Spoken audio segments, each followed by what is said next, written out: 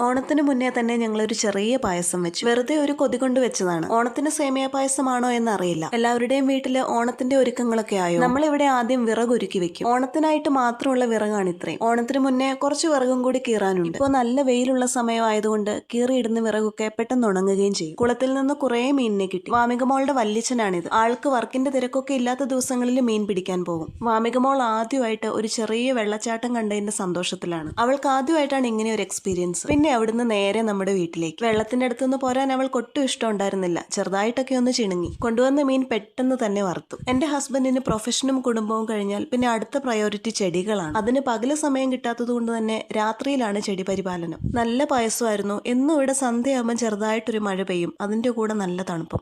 ആ സമയത്ത് നല്ല ചൂട് പായസം കുടിക്കാൻ നല്ല ടേസ്റ്റാണ്. അടുത്ത ആഴ്ച ഓണമാണ്. മോളുടെ രണ്ടാമത്തെ ഓണമാണിതെങ്കിലും അവൾ സദ്യ കഴിക്കാറായത് ഈ ഓണത്തിനാണ്. Thank you for watching.